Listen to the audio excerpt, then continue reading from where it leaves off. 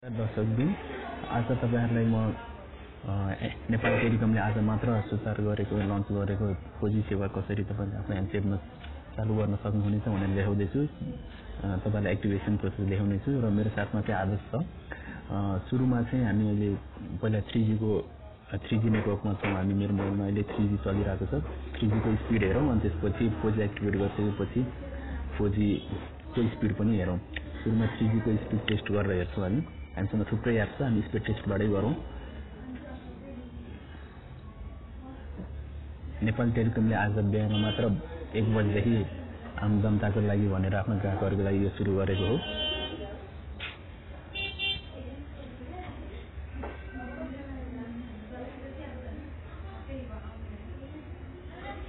Download चाहिँ लगभग 2 Mbps हाराहारी छ। हाम्रो 3G तेस्रो पुस्ताको इन्टरनेट मोबाइल नेटवर्क हो। यसैगरी अपलोड स्पिड पनि यो 1-2 Mbps सम्म, धेरै बेर 3-4 सम्म जान सक्छ। हामी चाहिँ यो भक्तपुरमा बसेर टेस्ट गर्दैछौँ। 2 र 1 छ लगभग।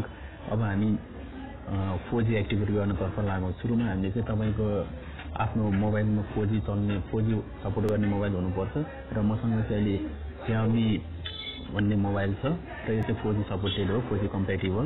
त्यो मोबाइलको तपाई डायलरमा गएर *444 अनि # टाइप गर्नुस् अनि कल गर्नुस्। अनि कल गरिसकेपछि त्यसपछि तपाईलाई यो नेपाल टेलिकमले एउटा सर्भिस मेसेज पठाउँछ। यसमा चाहिँ लेखिएको छ 1 कल एक्टिभेट गर्नको लागि 1 प्रेस गरेर रिप्लाई गर्नुस्। त्यसै गरिदिनुस्। यो गरिसकेपछि तपाईलाई उसले चाहिँ एक्टिभेट भइसक्यो भनेर एउटा कन्फर्मेसन मेसेज पठाउने छ र यो चाहिँ तपाईको मेसेज बक्समा हुन्छ र यसरी तपाईले चाहिँ एउटा कन्फर्मेसन मेसेज आउँछ। अहिले चाहिँ आजै मात्र सुचारू गरेको हुनाले उसले हामीलाई 4GB चाहिँ एक्स्ट्रा बोनस पनि दिएको छ। 4G एक्टिभेट भइसकेपछि हामी अब हाम्रो मोबाइलमा 3G नेटवर्क चलिरहेको हुन्छ, त्यसलाई चाहिँ हामीले 4G मा चेन्ज गर्नुपर्ने हुन्छ। मोबाइलको सेटिङ्समा गएर अब यो चाहिँ तपाईहरुको सेट पछि फरक हुन्छ। तपाईहरु आफ्नो मोबाइल नेटवर्क अथवा सेलुलर नेटवर्कमा गएर मोड चाहिँ तपाईहरुले 4G अथवा LTE भनेर पनि हुन्छ, त्यसमा चेन्ज गर्नुपर्छ। यो मोबाइलमा चाहिँ अलिकति फरक छ। यसमा चाहिँ इन्टरनल मेमोरी भन्नेमा थिचेर टन्नै थिचेपछि यस्तो आउँछ। अनि फोन इन्फर्मेसन यो नेटवर्क मोड, नेटवर्क टाइप चाहिँ चेन्ज गर्नुपर्ने हुन्छ। अनि चाहिँ SSPA+ छ। यसलाई चाहिँ हामी चेन्ज गरेर LTE मा चेन्ज गर्छौं। GSM, WCDM LTE मा चेन्ज गर्छौं र भर्खरै तपाईले देख्नुभयो यहाँ माथि हामीले चाहिँ 3G बाट 4G मा हामीले परिणत गरेका छौं। अब हाम्रो चाहिँ 4G एक्टिभेट भइसकेको छ।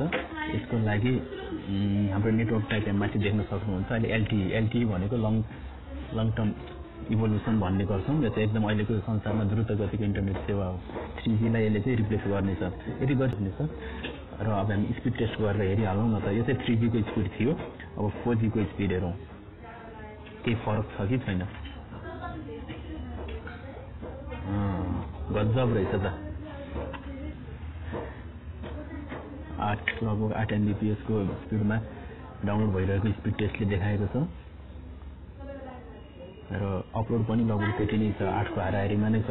अहिले चाहिँ सुरुको दिन भएर MBC ले यति मात्र गएको छ। पछि चाहिँ अलिकति स्पिड एकदमै बढाउने MBC ले भर्खरै मात्र समाचार जारी गरेको थियो। यति गरिसकेपछि हामीले के गर्नु पर्यो भन्दाखेरि अब तपाईले डाटा चाहिँ 4G बाट युज हुने भयो।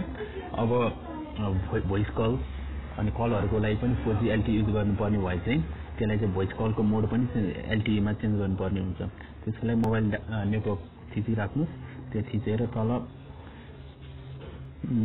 VoLTE voice over LTE enable गरिदिनुस्। यति गरिसकेपछि तपाईले LTE बाट भोइस कलहरु गर्न सक्नुहुनेछ र तपाईले 4G को भरपुर फाइदा उठाउन सक्नुहुनेछ।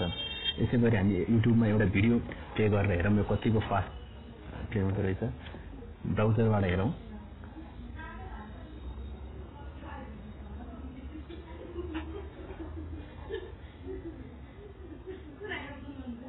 अलिकति एउटा हाई रिजोल्युसनको भिडियो कुन होला?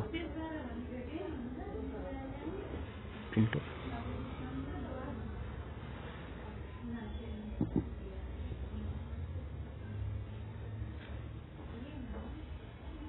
ओके म यसको ओके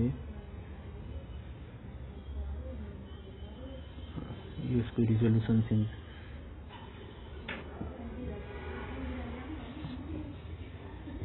फुल एचडी हो यो अहिले हामी फुल एचडीमा बफर गरिरहेका छौँ र तपाईँले देख्न सक्नुहुन्छ भिडियो अहिले स्मुथली प्ले भइरहेको छ। यसरी नै तपाईँले 4G को मजा लिन सक्नुहुनेछ। आशा छ तपाईँले केही कुरा सिक्नुभयो। अब तपाईँले आफ्नो मोबाइल सेटमा ट्राई गर्नु होला र यदि कुनै कन्फ्युजन या कुनै प्रतिक्रिया केही भए कमेन्ट बक्समा छोड्न नबिर्सिनु होला र मेरो साथी आशिषलाई धेरै धेरै धन्यवाद। उसको सेटबाट यो हामीले डेमो देखाउन तपाईहरुलाई सफल भएका छौं। आउँदो दिनहरुको लागि अझै थुप्रै भिडियो हेर्नको लागि सब्स्क्राइब गर्न नभुल्नु होला। हस्त धन्यवाद।